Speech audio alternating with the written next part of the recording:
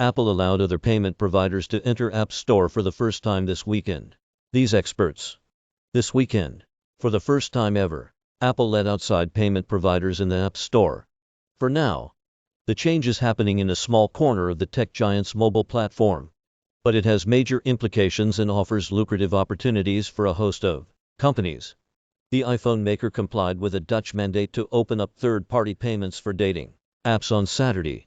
We're introducing two optional new entitlements exclusively applicable to dating apps on the Netherlands App Store that provide additional payment processing options for users, the company said on its developer website. Although this is only a segment of apps within one country, opening up App Store payments to third parties is a major evolution for the App Store.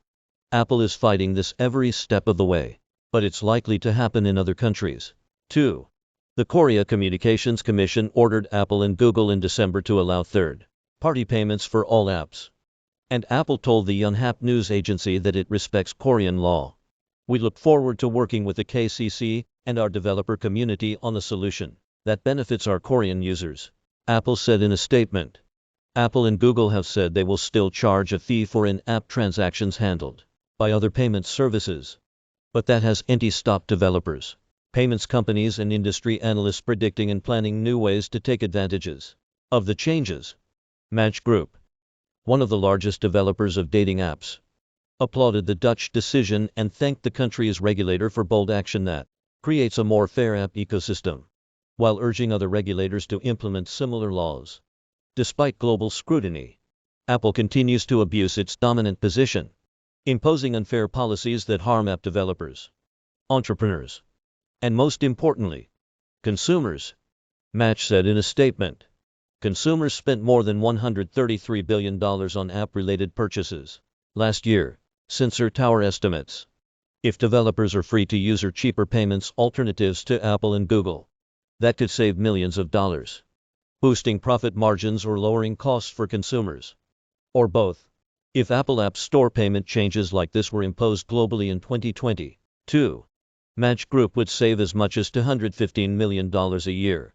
RBC Capital Markets estimated in September. Bumble, another dating app company, would save up to $55 million a year, the brokerage firm calculated.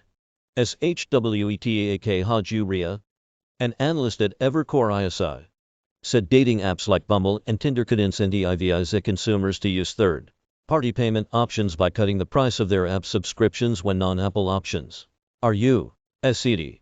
The bigger implication is that as more countries allow alternate payments, that puts greater pressure on Apple and Google to allow that across the globe. Hajuria said. Large payments companies, such as Stripe and PayPal and its Braintree unit, are well positioned to benefit, according to Rona Kadushi, a partner at research firm Everest Group.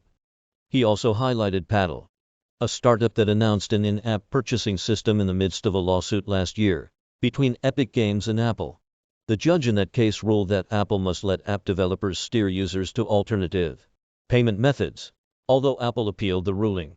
Paddle is designing this product to work specifically on Apple's iOS mobile operating system and pitches it as a direct competitor to Apple's payment system. The startup plans to charge a 10% fee on transactions lower than $10. For purchases of more than $10, it will charge 5%, plus 50 cents. That compares with Apple fees of 30% to 15%. We postponed our launch as Apple secured a delay on App Store changes to in-app purchases on December 8, Paddle says on its website. We'll share an update once Apple clarifies what will be allowed regarding third-party IP payments. Doshi said the threat of new payments competition will likely encourage Apple and Google to lower their App Store fees. The data on consumer buying habits is so valuable that these companies will probably keep that information flowing, rather than hand those relationships to other companies. He explained.